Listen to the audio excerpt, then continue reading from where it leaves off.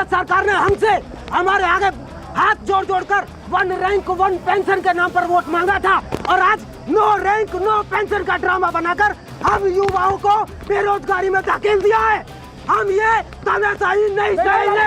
8 महीना ट्रेनिंग होगा, उसमें 6 महीना छुट्टी होगा, तो हम लोग देश में क्या रक्षा करेंगे? 3 साल में क्या जानेंगे कि मेरा कहाँ पे देश बिगाड़ रहा है और कहाँ पे सुधार रहा है? ये आपको निर्णय वापस लेना होगा। दिनों को देखिए किस तरीके से वहां पर युवाओं ने, आक्रोशित युवाओं ने जमकर तोड़फोड़ की है। कर शपथ, कर शपथ, कर शपथ, अग्निपथ, अग्निपथ, अग्निपथ। हेलो दोस्तों, केंद्र सरकार ने मंगलवार को सेना भर्ती में बड़ा बदलाव किया। रक्षा मंत्री राजनाथ सिंह ने इसके लिए अग्निपथ भर्ती योजना लॉन्च की। इसके तहत अब सेना में युवाओं को 4 साल के लिए भर्ती किया जाएगा। यह भर्ती 17.5 साल से लेकर 21 साल की उम्र तक के युवाओं की होगी। हालांकि इस साल उम्र सीमा में युवाओं को 2 साल की छूट दी गई है। मतलब 2022 में होने वाली भर्ती में 23 साल तक के युवा भाग ले सकेंगे। 4 साल के बाद 11,71,000 रुपए की राशि एक मुश्त उनको दी जाएगी। ये रिटायरमेंट प्लान उनका होगा। सरकार के इस क्रांतिकारी फैसले का ऐलान आज दिल्ली में रक्षा मंत्री राजनाथ सिंह ने तीनों सेना प्रमुखों के साथ मिलकर किया है। सरकार का ये फैसला कितना दूरदर्शी है और इससे देश से बेरोजगारी का बोझ कम करने में कितनी मदद मिलेगी, ये बड़ा सवाल है। अग्निपथ नामक एक ट्रांसफॉर्मेटिव योजना हम ला रहे हैं, जो हमारी आर्म्ड फोर्सेस में ट्रांसफॉर्मेटिव चेंजेज लाकर उन्हें फुली मॉडर्न और वेल इक्विप बनाएगी। इन तस्वीरों के बीच उत्तर प्रदेश के मुख्यमंत्री योगी आदित्यनाथ ने सेना भर्ती की अग्निपथ योजना को लेकर प्रदर्शन कर रहे युवाओं से अपील की। उन्होंने युवाओं को भरोसा दिलाते हुए कहा कि अग्निपथ योजना आपके जीवन को नए आयाम प्रदान करने के साथ ही भविष्य को स्वर्णिम आधार देगी। आप किसी बहकावे में ना आए। सीएम योगी ने ट्वीट कर कहा, युवा साथियों, अग्निपथ योजना आपके जीवन को नए आयाम प्रदान करने के साथ ही भविष्य को स्वर्णिम आधार देगी।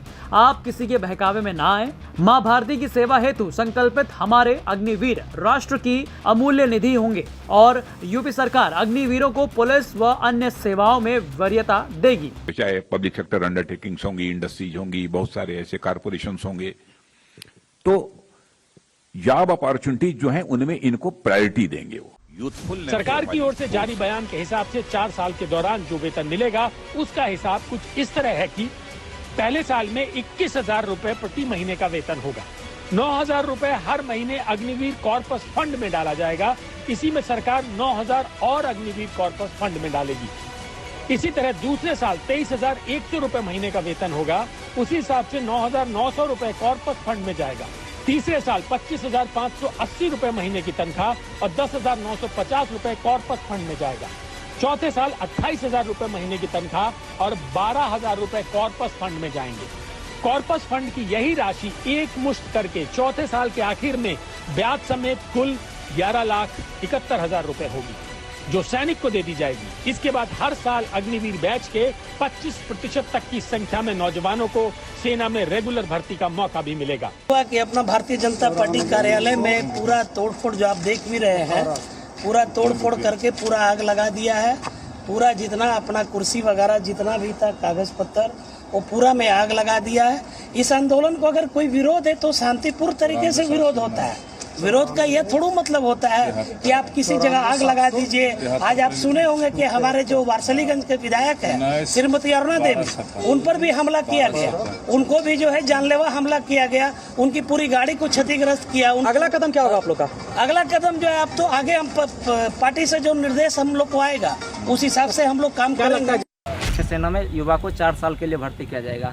4 साल में से 1 साल तो युवाओं के ट्रेनिंग में गुजर जाएगा। उसके बाद 3 साल के लिए युवाओं को जॉब मिलेगा, उसके बाद 4 साल के बाद युवाओं को इसमें से रिटायर कर दिया जाएगा, जिसके बाद पेंशन भी युवाओं को नहीं मिलेगा। तो 4 साल के बाद वही युवा बेरोजगार हो जाएंगे और उन्हें घर बैठना पड़ेगा। तो हम चाहते हैं कि सरकार पुराने तरीके से ही सेना भर्ती को पुनः चालू करें। जॉब मिलने की बात हम सोच रहे हैं, वो इतना आसान नहीं होगा।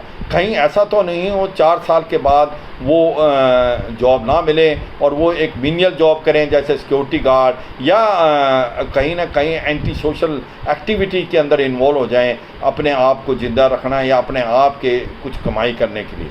इसलिए मुझे लगता है गवर्नमेंट को सोचना चाहिए कि क्या हम इनको लेटरली इंडक्ट कर सकते हैं सेंट्रल आर्मर्ड पुलिस फोर्स में। हमारी भारत फौज बहुत बड़ी कंपनी है, उन्होंने भी बोला है कि जैसे ही ये लोग बाहर आएंगे मैं इनको दोनों हाथ से इनको कबूल करने के लिए तैयार रहूंगा। यानी कहने का ये मतलब है कि 4 साल की ट्रेनिंग और वो भी फौज के साथ, जिसमें इतना बड़ा, देखिए मॉरल वैल्यूज जिसको हम बोलते हैं, इथॉस बोलते हैं, जो एथिक्स बोलते हैं, जो एक समाज में जो हमने इतना बड़ा एक डिसिप्लिन, आपका एक जो हम एक दर्जा हासिल करेंगे, इसको आगे आने वाले दिनों में दोनों हाथ से सब कोई पूरा समाज कबूलेगा। तो बाकी जहां तक सवाल है 4 साल के बाद कोई गलत रास्ते पे जा रहा है, 40 साल बाद जा रहा है, 50 साल बाद जा रहा है, वो तो देखिए आपके और मेरे बलबूते के बाहर है। कवर नहीं कर पाएंगे, इसको कवर करना पड़ेगा ट्रेन सोल्जर्स से। और ट्रेन सोल्जर्स सिर्फ आप 25% करने जा रहे हो, 40-75% बाहर आएंगे। 2 साल से जब से कोरोना हुआ है 60 हजार की जो इनटेक होती है, 60 हजार के करीब रिटायरमेंट होते हैं हर साल, वो नहीं हुई, तो अभी थोड़ी शॉर्टेज है। लेकिन मैं एक चीज पूछना चाहूंगा, आज क्या ये दशा आ गई है कि सेना का राजनीतिक तरीके से जो आपस में बहसबाजी शुरू हो गई? मैं पूछना चाहूंगा इस चीज को, 1973 के बाद जब डिफेंस पे कमीशन को हटा करके सिविल पे कमीशन के अंडर लाया गया, कौन जिम्मेदार थे? क्या कारण है कि 1973 से लेके अब तक सेना की जो गरिमा है, सेना की जो स्टेटस है, ऑफिसर्स का, जेसीओस का, ओआरएस का दिन प्रतिदिन गिराया जा रहा है? ये कौन सी देशभक्ति है? मैं पूछना चाहूंगा कि 60 हजार लोग जो आज की तारीख में बाहर आ रहे हैं, उनको कौन सी सरकारों ने और कौन से लोगों ने नौकरियां दी? मैं पूछना चाहूंगा कि जो शॉर्ट सर्विस कमीशन के ऑफिसर्स थे या जो लोग पहले प्री मैच्योर होके आए, उनको प्राइवेट कंपनियों ने जो पहले वायदे किए थे कि उनको लेंगे, उनको इस्तेमाल करेंगे, बहुत बड़ा उनके पास में जो है एक खजाना है एक्सपीरियंस का, कितने लोगों को लिया गया? मैं पूछना चाहूंगा कि जब ये लोग जब 60-70 हजार लोग हर साल नए रिक्रूट 4 साल के लिए वहां जाएंगे, इनकी 6 महीने की ट्रेनिंग होगी, इनकी छुट्टियां भी होंगी, 2 साल मुश्किल से नौकरी करेंगे सेना के अंदर। तो क्या हम सेना का मनोबल इस तरीके से गिरा देंगे? आप 71 में, आपको 65 में, आपको 62 में, 47 में, कारगिल में, हर जगह पे आपको युद्ध जीत के दिया है सेना के स्ट्रक्चर में। क्या कौन लोग हैं जो इसके कैंटीन बंद करना चाहते हैं? कौन लोग हैं जो मिलिट्री हॉस्पिटल्स पे अटैक कर रहे हैं? कौन लोग हैं जो कैंटोनमेंट के रास्ते खुलवाना चाहते हैं, सिक्योरिटी खत्म करना चाहते हैं? मैं एक ही बात कहूंगा खुल के, चित्रा जी, आईएएस लॉबी है, सेना का स्तर गिराना चाहती है, और ये बात हमारे राजनीतिक लोग नहीं समझ रहे हैं। तो सीडीएस क्या आईएएस लॉबी के ऊपर नहीं हो गया? वो तो आईएएस लॉबी को प्रॉब्लम है सीडीएस क्रिएट होने से।